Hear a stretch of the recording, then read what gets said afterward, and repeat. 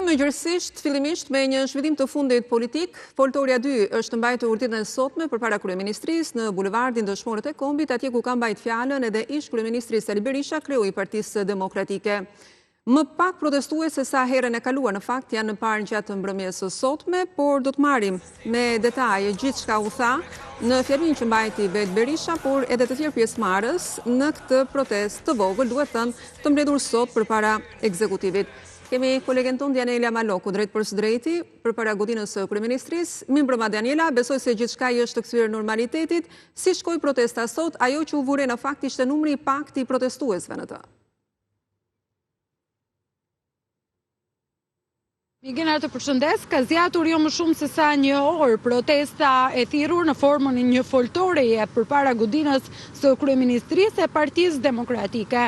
E në fakt, refreni që u luajt ishte i njëjtë, Migena, të njëjtat fjalime dhe të njëjta akuza nga kreu i Partisë Demokratike, zoti Sali Berisha, me ndryshimin e vetëm që pasi është kthyer nga Brazili, Berisha ka marrë me vete edhe një rezolutë të miratuar nga Unioni i Partive të Shëndrës së Djathtë, e cila me propozimin e Partisë Demokratike ka miratuar rezolutën ku është ngritur shqetësimi për situatën politike në Shqipëri dhe sipas kësaj rezolute shqetësimin lidhur me grupet kriminale që ndikojnë jetën politike në vend, duke tundur edhe përpara këtyre protestuesve të pakët gjatë mbrëmjes së sotme pikërisht argumentet e kësaj rezolute. Ky mund të themi që ishte vetmi ndryshim në fjalimin e zotit Berisha,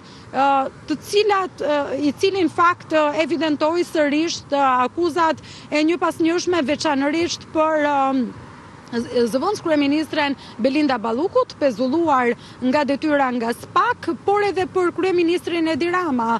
Berisha tha në fjalën e tij se kryeministri Rama i ka kërkuar dorëheqjen zonjës Balluku, por kjo e fundit nuk ka pranuar që të tërhiqet nga postet që mbante në qeverinë shqiptare.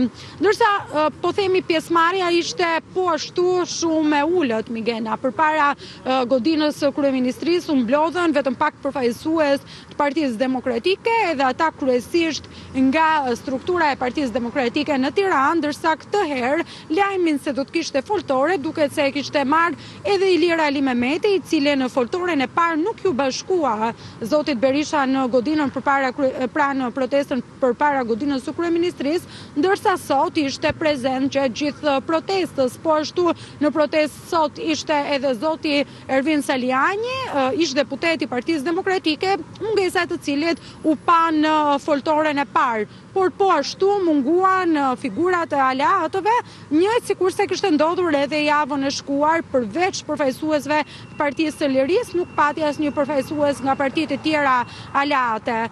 Po ashtu, në formën e një skenimi, demokratët kishin vendosur që këtë herë të flisnin edhe përmes një, po themi, mënyre ndryshe, duke sjell një tavolinë dhe 2 gota vere dhe duke simbolizuar akuzën e demokratëve se kryeministri Edi Rama konsumon verë 33.000 euroshe. Për këtë arsye, duke vendosur disa pankarta të kryeministrit me fytyrën e kryeministrit dhe zonjës Balluku, e sollën edhe këtë akuzë përmes këtij skenimi që Report TV e ka sjellë edhe më herët përmes pamjeve. Megjithatë, Migena, duhet theksuar se protesta ishte thuajse identike me atë të javës së shkuar. Po? Faleminderit Daniela për raportimin e drejtë për drejtë nga kryeministria në këtë momente, sigurisht edhe për lidhje direkte që ke pasur gjatë ditës së sotme për zhvillimin e saj.